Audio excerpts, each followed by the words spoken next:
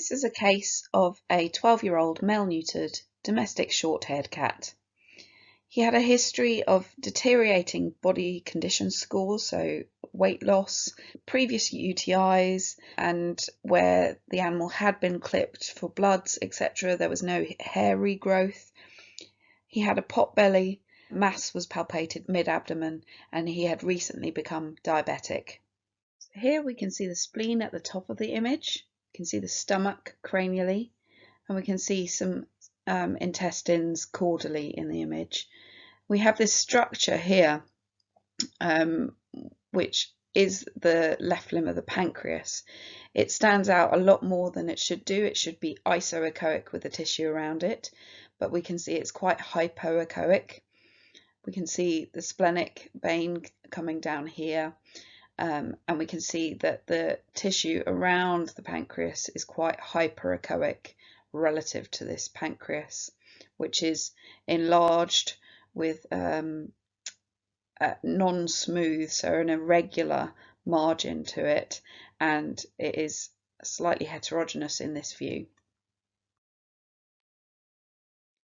Here we are following the pancreas a bit further, and we can see that there are large abnormalities there. We've got the spleen at the top and the stomach over here, and we can see in some views we can see a pancreatic duct going through the center of it, but we can see that it's very heterogeneous, very enlarged.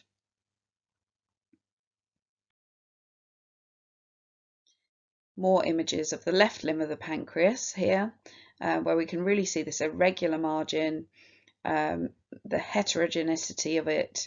We've got the spleen in the near field view, and we can see that it really stands out compared to the surrounding tissue, and normally it would be very isoechoic, so you would really struggle to see the pancreas, but here it has a very prominent effect because it is so heterogeneous and the tissue around it is reactive and therefore hyperechoic.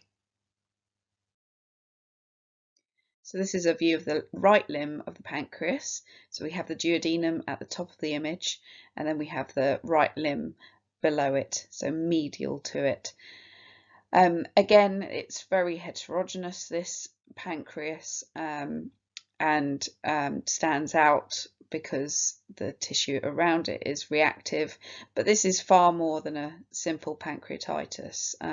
This looks very severe.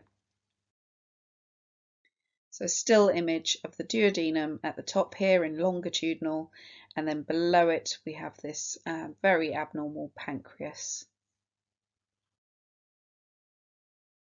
Here we have the stomach, and we're following that through the pylorus up to the pyloroduodenal junction and to the duodenum, and just observing that right limb of the pancreas again.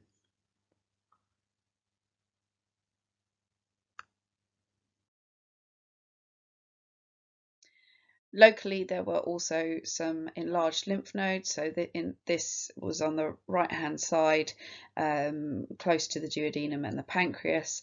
Not a lymph node we would normally see on an abdominal exam, so therefore prominent and enlarged.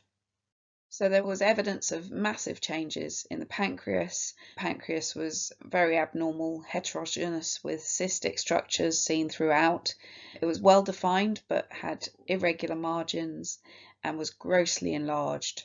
And this was the mass that had been palpated in the abdomen prior to the ultrasound scan. No normal parts of the pancreas were seen, so the entire organ was affected.